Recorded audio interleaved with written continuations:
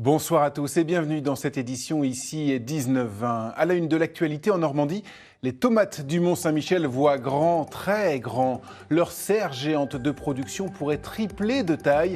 Un projet qui soulève des questions environnementales et des interrogations sur les retombées économiques. À 2 mois des festivités du D-Day, un passionné tente de sauver une barge de débarquement. 8 tonnes de bois laissées 30 ans à l'abandon. Il n'existe plus beaucoup d'exemplaires de ces embarcations originales et historiques. Un prêt exceptionnel du musée d'Orsay à Bayeux pour les 150 ans de l'impressionnisme. Mission que s'est donnée Romain. 110 jours pour les Pays-Bas, c'est 4 fois moins. Merci beaucoup Franck.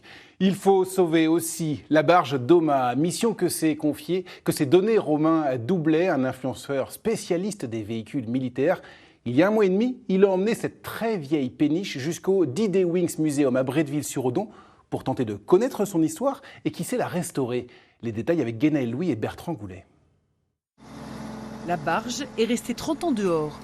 Il a donc fallu prendre beaucoup de précautions pour gruter cette pièce d'histoire de 8 tonnes, pleine de mystères. Est-ce qu'elle a fait le débarquement de Normandie? Celle-ci, c'est un vrai sujet. Donc vous le voyez ici, on a 3 teintes. Le vert, c'est le primaire, une sorte d'après. Le gris correspond à l'US Navy et en fait le blanc-gris correspond à la Marine nationale. Le bateau a donc servi à l'armée américaine, puis française. C'est en Louisiane que ces barges ont été produites en masse durant la guerre, 22 000. Elles permettaient de transporter 36 hommes jusqu'aux plages du débarquement. La couleur grise était trompeuse, les ennemis pouvaient penser que c'était de l'acier. On est sur du bois, donc là on est sur 8 tonnes.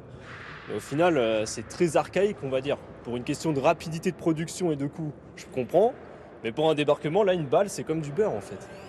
Résultat, il n'existe plus beaucoup d'exemplaires de ces embarcations originales et historiques. Romain Doublet a prodigué les premiers soins. Il faut maintenant être patient. Pendant 30 ans, elle a pris de l'humidité au bord de la mer. Là, elle va sécher. Le bois, sous l'eau, il gonfle. Au sec, il rétrécit. Donc, on a environ 3-4 mois de séchage et c'est là qu'on va savoir vraiment ce qu'elle va devenir en taux d'usure. Et à partir de là, on va imaginer si on peut la restaurer ou non. L'influenceur rêve d'un sauvetage de cette barge.